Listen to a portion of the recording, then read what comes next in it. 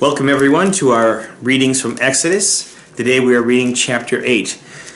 We continue with the execution of the second plague, the plague of frogs, and then we go into the third and fourth plague, the gnats and the flies. And as we continue on, we find obstinacy of Pharaoh, but also of his trying to trick Moses and Yahweh, the God of Israel. The Lord then spoke to Moses. Speak to Aaron, stretch out your hand with your staff over the streams, the canals, and the ponds, and make frogs overrun the land of Egypt. So Aaron stretched out his hand over the waters of Egypt, and the frogs came up and covered the land of Egypt. But the magicians did the same by their magic arts, and made frogs overrun the land of Egypt.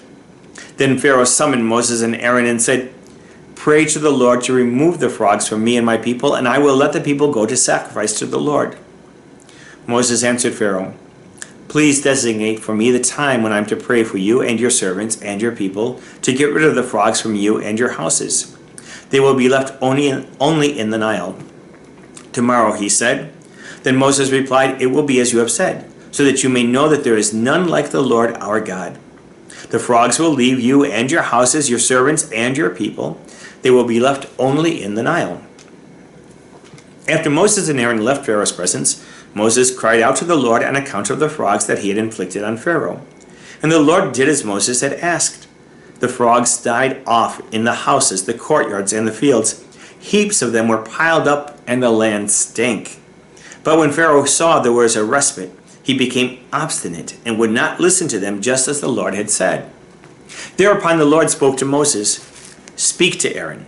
Stretch out your staff and strike the dust of the earth, and it will turn into gnats throughout the land of Egypt. They did so.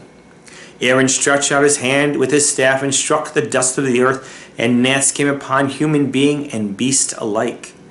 All the dust of the earth turned into gnats throughout the land of Egypt. Though the magicians did the same thing to produce gnats by their magic arts, they could not do so. The gnats were on human being and beast alike, and the magician said to Pharaoh, This is the finger of God. Yet Pharaoh hardened his heart and would not listen to them, just as the Lord had said. Then the Lord spoke to Moses, Early tomorrow morning, present yourself to Pharaoh when he sets out toward the water, and say to him, Thus says the Lord, Let my people go to serve me. For if you do not let my people go, I will send swarms of flies upon you and your servants and your people and your houses. The houses of the Egyptians and the very ground on which they stand will be filled with swarms of flies. But on that day I will make an exception of the land of Goshen, where my people are. And no swarms of flies will be there, so that you may know that I, the Lord, am in the midst of the land.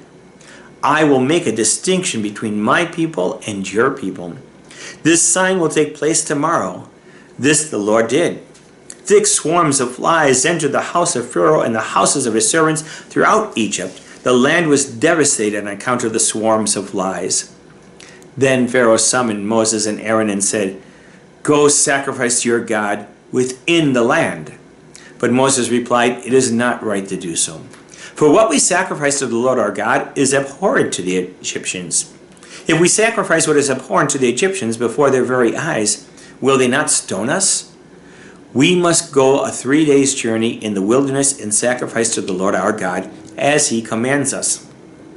Pharaoh said, I will let you go to sacrifice to the Lord your God in the wilderness, provided that you do not go too far away. Pray for me.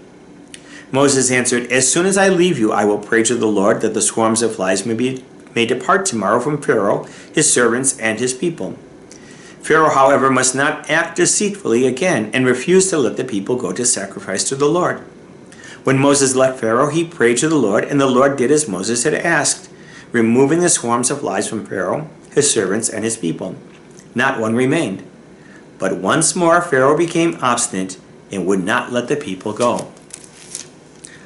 Tomorrow we'll continue on with the plagues, the 5th and 6th and 7th plagues, and find how obstinate Pharaoh can be.